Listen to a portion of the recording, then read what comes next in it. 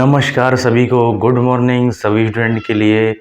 आज थोड़ा गला बैठा हुआ है, इसलिए आवाज़ थोड़ी दबी दबी आ रही है। तो इसलिए जो स्टूडेंट हैं, आज 10th क्लास के जो चैप्टर है थर्ड, इसको हम स्टार्ट करने जा रहे हैं। चैप्टर फर्स्ट एंड 2 मैंने कंप्लीट कर दिया है। तो सभी स्टूडेंट से मेरी ये रिक्वेस्ट है कि मेरे चैनल पर जाइए, प्ले लिस्ट बनाई हुई है क्लास 10th साइंस की, उसमें सिक्वेंसली मैंने हर टॉपिक को डाल रखा है। फर्स्ट चैप्टर से एक एक टॉपिक उसमें बिल्कुल अच्छे से एक्सप्लेन किया हुआ है। तो इसलिए जाइए, चैनल को सब्सक्राइब करिए और अपने साथियों के साथ इसको शेयर जरूर करिए, जिससे कि 10th क्लास के स्टूडेंट को बेहतरीन एजुकेशन सौरभ जी एजुकेशन की तरफ से आपको मिल सके। तो सब्सक्राइब कर दीजिए चैनल को। आज हम बहुत ही अच्छा चैप्टर है, चैप्टर थर्ड, फर्स्ट और सेकंड मैंने कंप्लीट करा दिया है। आज हम स्टार्ट करने वाले हैं चैप्टर थर्ड, जिसका नाम है मेटल एंड नॉन मेटल। बहुत ही अमेजिंग चैप्टर है ये, बहुत ही अच्छा चैप्टर है।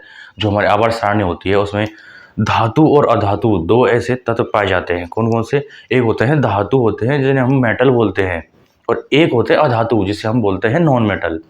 तो चैप्टर का नाम है मेटल एंड नॉन मेटल।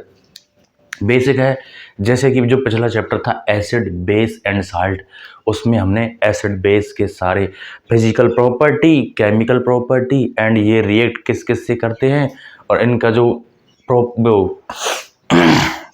इनके गुण क्या क्या होते हैं। आज थोड़ा गला खराब है इसलिए एडजस्ट कर लेना। इनके गुण क्या होते हैं वो सारी चीज़ हमने देखी थी। तो उसी प्रकार से हम इसमें देखेंगे मेटल और नॉन मेटल। इस चैप्टर में हम क्या क्या देखने वाले हैं?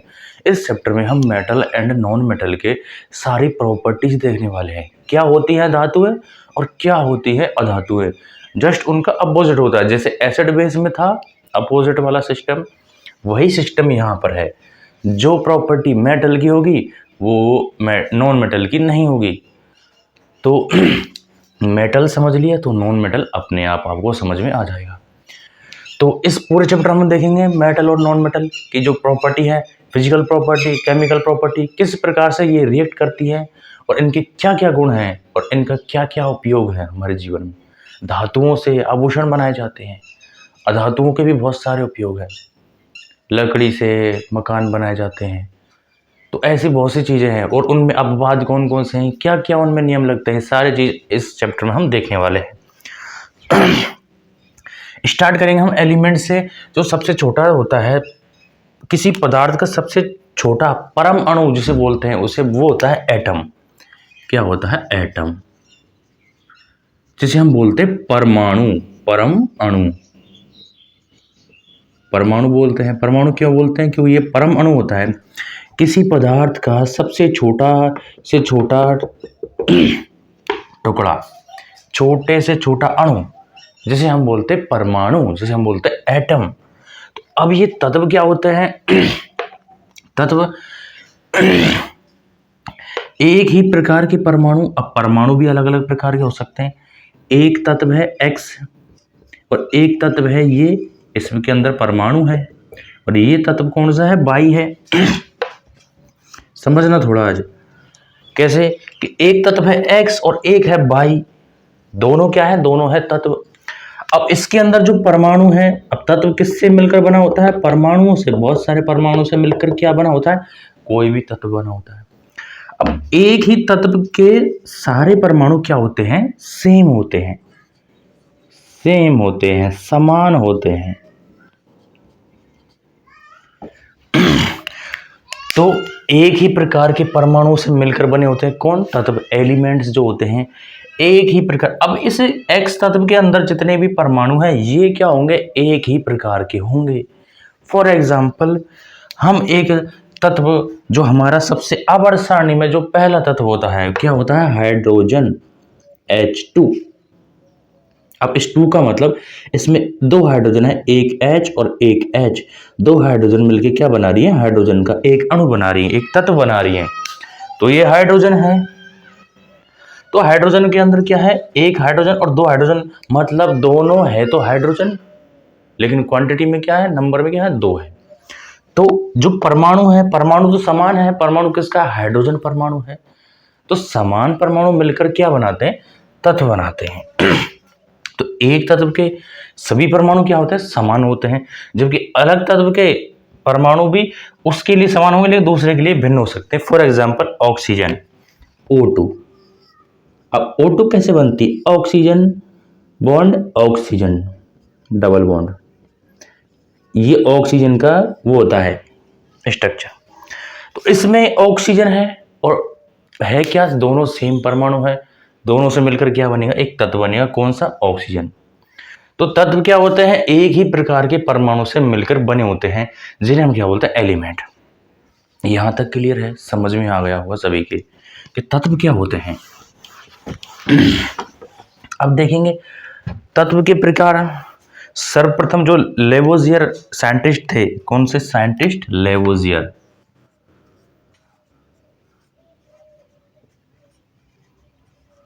लेवोजियर या फिर लावाजियर भी बोल देते हैं इनको। मतलब साइंटिस्ट के नाम होते ही अटपटे हैं। कुछ लोग इसे कुछ बोल देते हैं, कुछ कुछ बोल देते हैं। जैसे कि अब ये लेवोजियर है, बहुत से इसको लावाजियर बोलते हैं। तो ये इनका तो अलग ही सिस्टम है इन साइंटिस्ट बाबाओं का। तो हम देखते हैं लेवोजियर ने इन तत्वों को 2 पार्ट में डिवाइड किया था। कितने पार्ट में डिवाइड किया? 2 पार्ट में।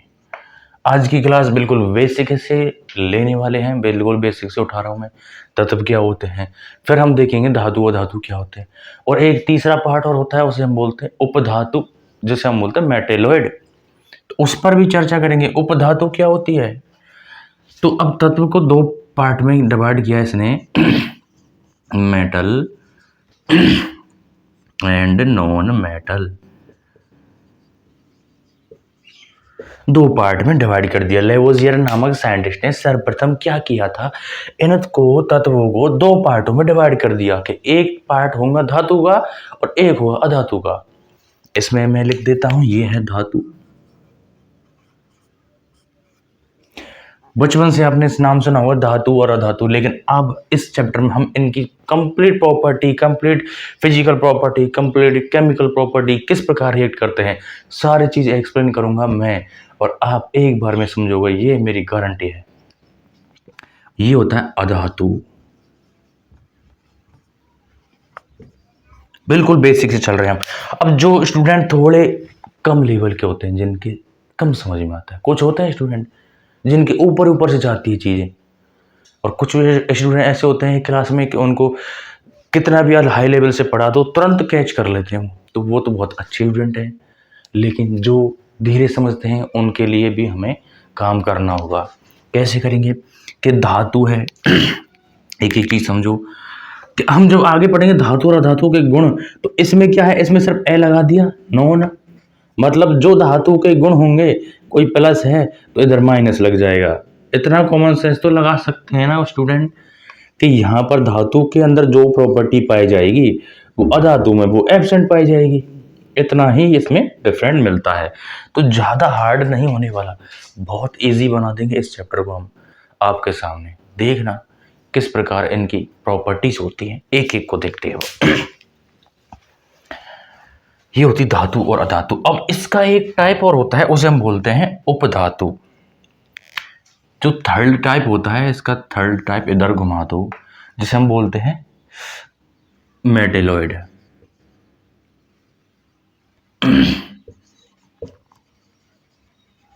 मेटेलॉइड बोलते हैं। और ये होती क्या है, इसे हम बोलते हैं उपधातु। उपधातु। अब उपधातु का मतलब समझ गए होंगे सभी स्टूडेंट कि इसमें धातु के भी गुण हैं और अधातु के भी गुण हैं।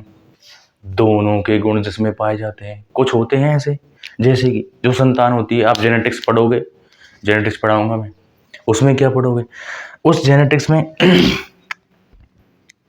मेल प्लस फीमेल,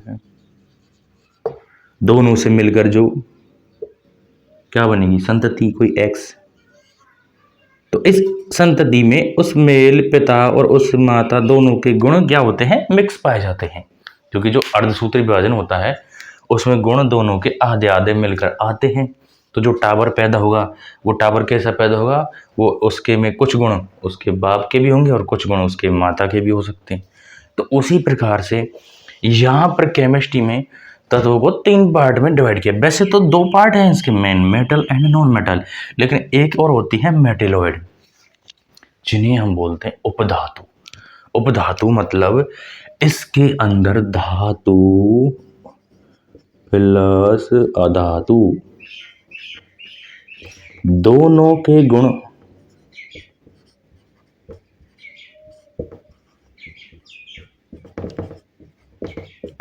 मौजूद होते हैं।